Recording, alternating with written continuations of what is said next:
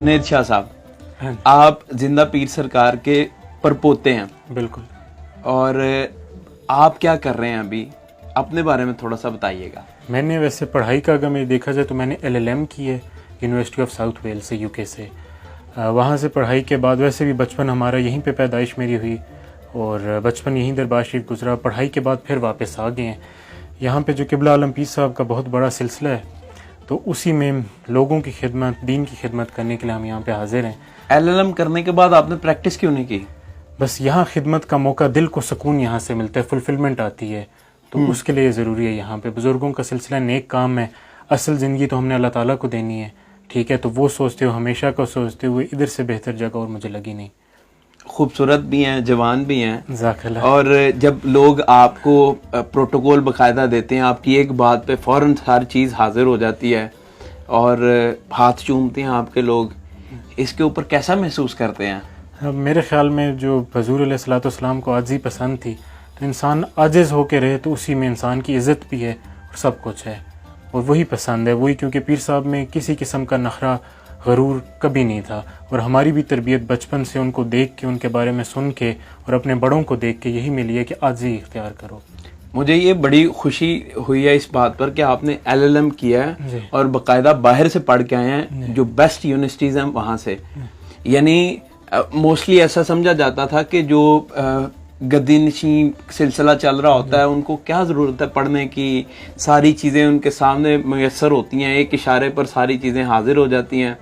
तो आप बाकायदा पढ़ाई लिखाई करके फिर आए हैं वापस। हाँ जी, देखिए एक वक्त की ज़रूरत है, सब चीज़ें दीन दुनिया साथ साथ। और उसके अलावा जहाँ तक आपने बात की एक बंदा लागर्ज हो जाता है वो, तो देखिए खुदा की ज़ात के अलावा, ठीक है, कोई चीज़ इस दुनिया में रहती नहीं है। बड़ी बड़ी सल्तनत बादशाह देख लें, ठीक है, सब कुछ ख़त्म हो गया। कितना कुछ उनके पास था, क्या कुछ नहीं था, ख़त्म हो गया। लेकिन इंसान जब बार बार लगातार मेहनत करे, ठीक है, हुज़ूर अलैहिस्सलाम भी आखिरी वक्त तक हमेशा उन्होंने इबादत की, खुदा को राज़ी करने की कोशिश की।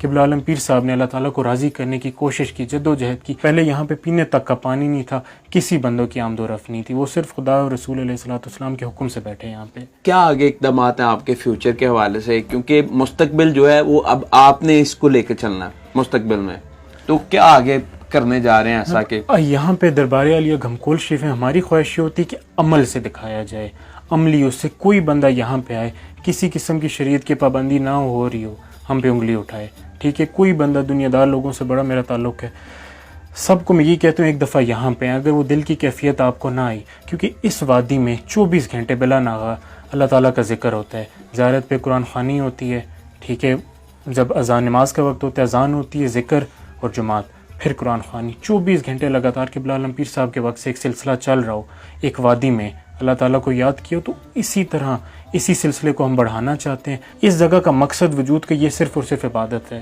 इबादत और खुदा रसूल सल्लल्लाहु अलैहि वसल्लम को याद करना, उनको राज़ी करना।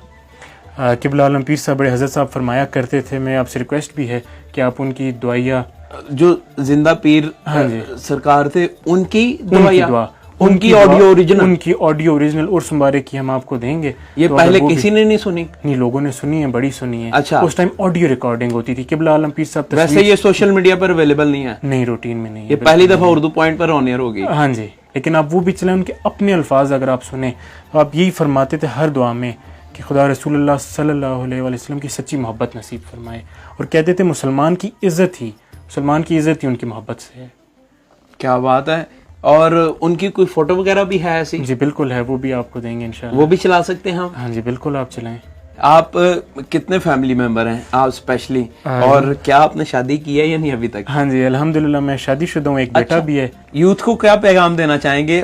बस ये पैगाम है कि अल्लाह ताला हम सबको खुदा की अताअत और हुज़ूर अलैहिस्सलाम की सच्ची मोहब्बत नसीब फरमाए, और जितना आप लोगों की, हर एक अपना नज़रिया, लेकिन आप लोगों की इंसानियत की खिदमत कर सकें वो आप करें। आजकल मुल्क में सैलाब की वजह से बड़ा नुकसान हुआ है, चाहे जानी माली किसी तरह से भी लोगों की मदद कर सके, चाहे अपने इलाके में, अपने मोहल्ले में, किसी जगह पे भी आप लोगों की खिदमत करें, और उसी से खुदा राज़ी होता है। क्योंकि पीर साहब ने हमें तरबियत ही यही दी कि आप लोगों की खिदमत करो। वाह, मुझे माशाल्लाह इस बात की बहुत खुशी हुई है।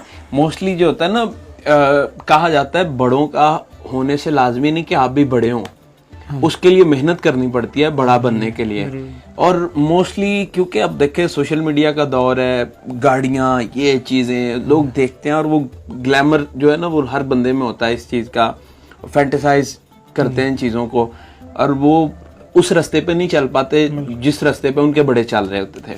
लेकिन आप बैलेंस्ड लाइफ गुजार रहे हैं।